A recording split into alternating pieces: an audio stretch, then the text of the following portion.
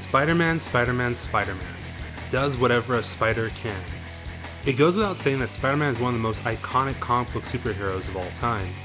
He's the incarnation of youthful exuberance, boundless potential, and creative ingenuity, all of which when composited together make for a character that appealed to so many young readers. Spider-Man has been able to stay massively relevant because his story and character transcends generations, and it is also helped by his unique costume, great rogues gallery, and interesting powers. Spider-Man is a character with huge appeal, and it made sense to bring him out into other mediums, and as a result, into gaming. With all the anticipation for Insomniac's Spider-Man, I thought it'd be interesting to analyze just how well previous Spider-Man games fared at recreating the abilities of everyone's favorite friendly neighborhood Spider-Man. I'll be looking at how well the mechanics worked and how well they were implemented into game design. Do bear in mind that I won't be looking too hard on each game's overall quality. For the record, many of the games here are fairly mediocre, with some notable exceptions. Plus, I won't be looking at every single game and port because we'd be here all day otherwise. I'll mainly be focusing on the ones I predominantly played. So with that, let's move on. We'll start with the very first Spider-Man game I ever played, Spider-Man on the Game Boy. Let me start off by saying that yes, this game sucks, and no, I didn't come to realize this till way later in life.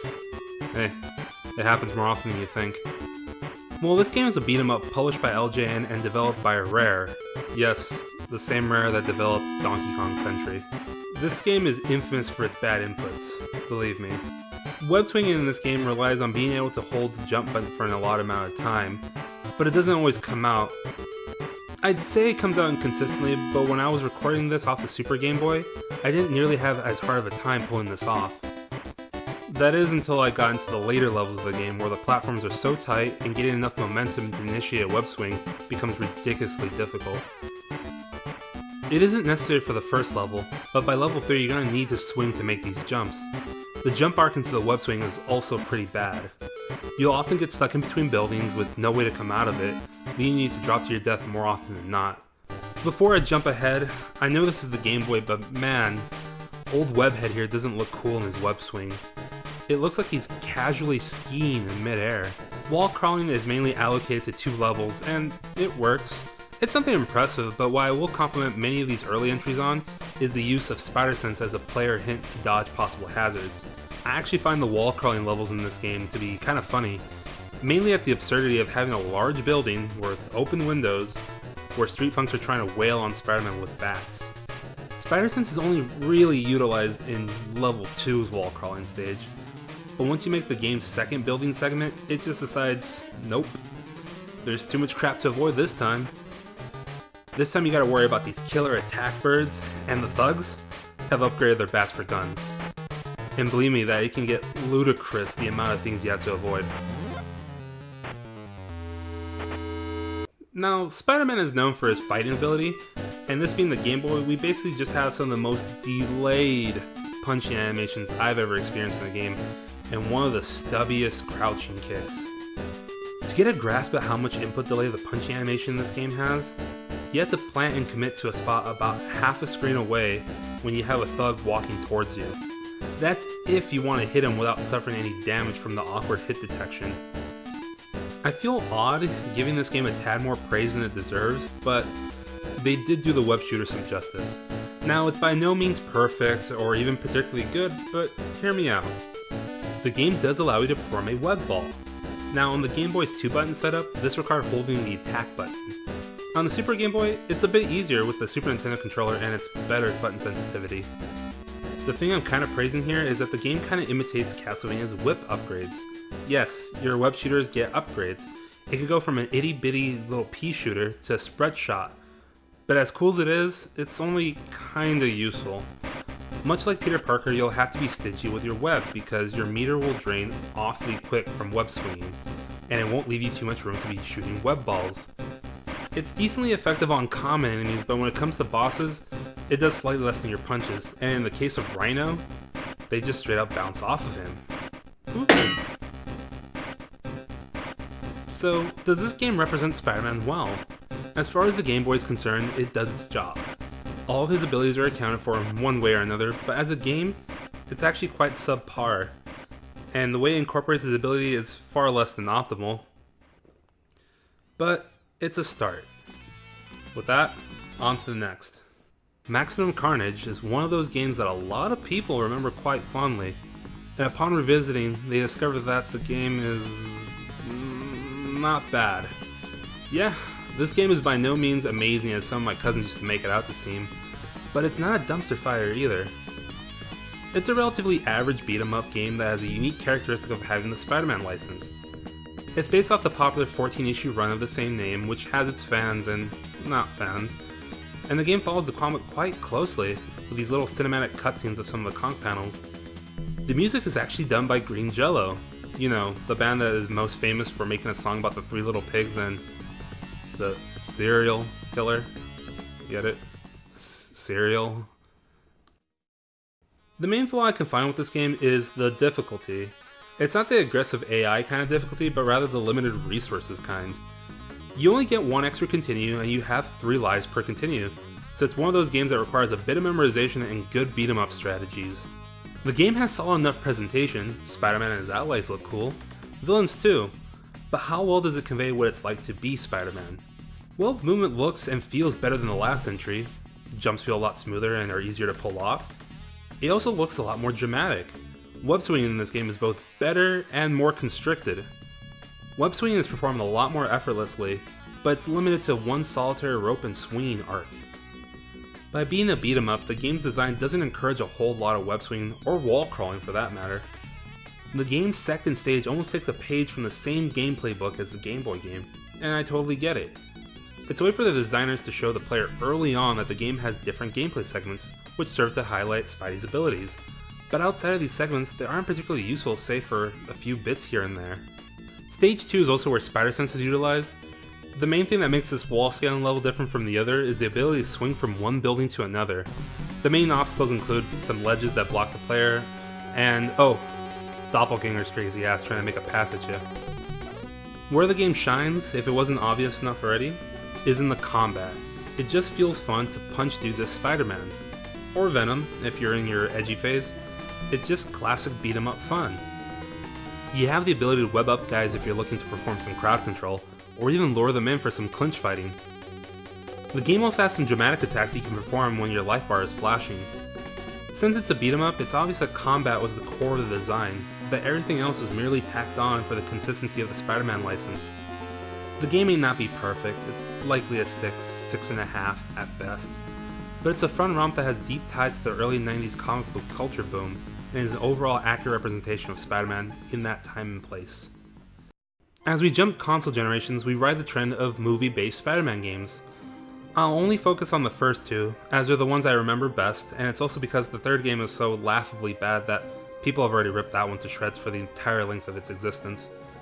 Now, a lot of this game's core mechanics are actually based straight out of Neversoft's Spider-Man game. The reason being is that the developer of the Raimi Spider-Man games, Treyarch, actually worked on the Dreamcast port of Neversoft's game.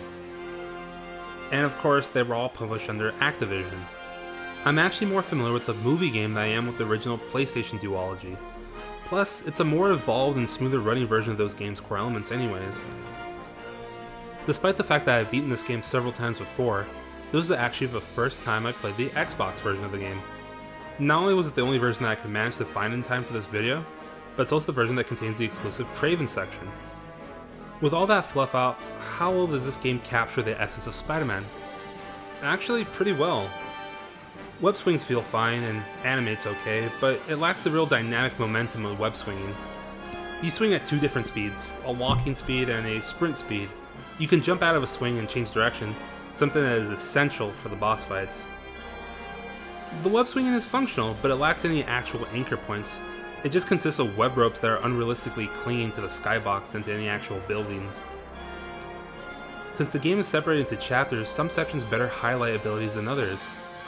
Most missions work well with web swinging, with the exception being the indoor missions. Yeah. Something the game was actually criticized for back then was its use of indoor sections, namely because of the issues of the fixed camera working in tight spaces, and poorly executed stealth missions in the game. Yep, this had stealth missions, which in of itself isn't a bad idea, In fact, it would actually be the best use of wall crawling and spider sense. It's serviceable at best, and at its worst, it's pretty bad. This game ain't Metal Gear, although at the end of your Oscorp infiltration, you do sort of fight a jank-looking Metal Gear imitation. Don't remember that from the movie. In fact, there's a lot of extra padding to lengthen the overall game, so you'll encounter classics like Shocker, Vulture, Scorpion, Kraven, before you fight Gabi himself. Although, before you fight any of them, you gotta fight the one and only true villain of the franchise, Uncle Ben's killer, who actually goes down pretty easy and is the only boss you can web up. Yep.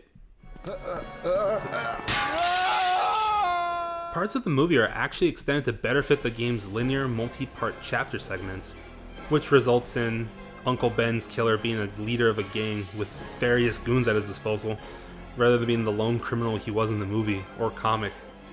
There's actually lots of funny similarities and dissimilarities with the movie and the game, but I digress.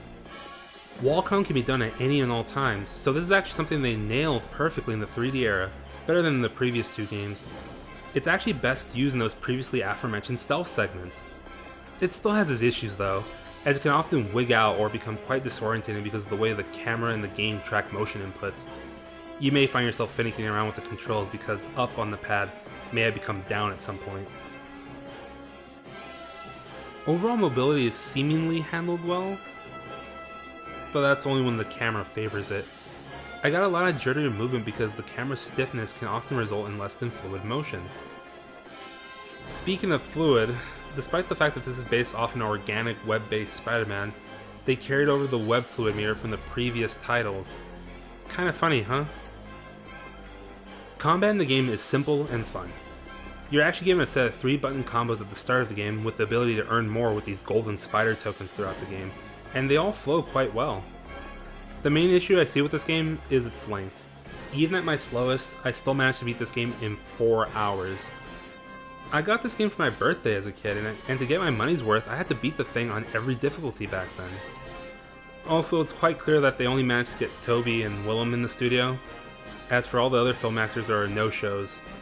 Willem does fine, but Toby... You'll have plenty of time alone once you're in jail.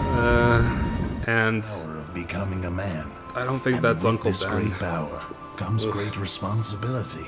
All in all, I'd say this is actually a slightly above average movie license game, and as a Spider-Man game, it actually fares pretty well in capturing the essence of Spider-Man. So with that said, on to the next. Lastly, the game that is most often revered among Spider-Man games, movie games in general, Spider-Man 2. It's an interesting coincidence that the arguably best Spider-Man film received one of the best video game adaptations. This game is a playground of a physics engine that can be toyed around in. It's notably the first open-world Spider-Man game, which meant you could go around exploring New York City as you pleased. It still maintains an emphasis on mission-based progression, but you're always given leeway to explore and do your own thing. You can interact with civilians, many of which will give you side missions, and at times, you'll just see a crime in progress while casually swinging around. The game is quite the immersive experience.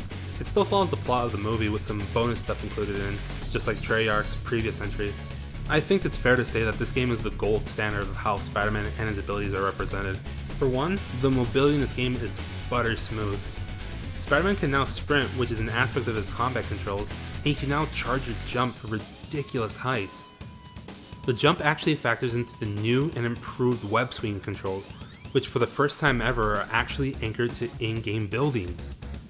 The hard work of one person at Treyarch going above and beyond is what made that happen.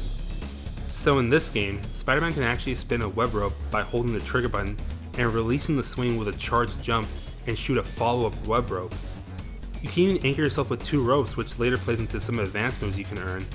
Treyarch actually alleviated a lot of the problems that the previous game had by adding camera controls.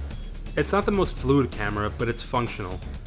They also made wall crawling a command button that is used when you're pressed up at the side of a building, which is a necessity in a sandbox style game with a player controlled camera. All web abilities are here and accounted for, either at the start of the game or as an earnable skill. Combat in the game has actually been simplified a tad in the input department. Now punches and kicks are mapped to the same button, but there's now more variability in the combat. Spider-Sense will actually activate in combat and give you a chance to enter a slow-mo dodge state, which is pretty cool, and aerial combat has also been expanded on to include these dramatic moves. My only minor complaints with the game are in regards of the presentation. Graphical fidelity is a tad lacking. In some ways the last game looked a little better. Spider-Man here looks a bit sharper in the first game than when he appears here. You'll also notice a bit of texture pop in, take the intro for example, but that's fine considering the scope of the game. Oh, and let us not forget the magnum opus that is the pizza delivery music. Yes, that's the good stuff. Oof. Despite some minor flaws here and there, this game still holds up extraordinarily well. It's still a fun game that recreates the sensation of being Spider-Man. There's a reason a lot of people still regard the game in high praise, because it dared to go above and beyond what the expectation was. It's a film license of a comic book property being adapted for a video game. The bar, historically speaking, isn't high, but the fact that they managed something like this makes the end result more impressive. Developers have taken licensed property games a lot more seriously than in the past. I remember being uninterested in Arkham Asylum due to my memory of mediocre Batman games, only to be in awe of how much care was put in. It resulted in a franchise of AAA blockbuster games. While I love me some Batman, Spider-Man is still number one to me, and seeing him finally get his due on this console generation puts a smile on my face.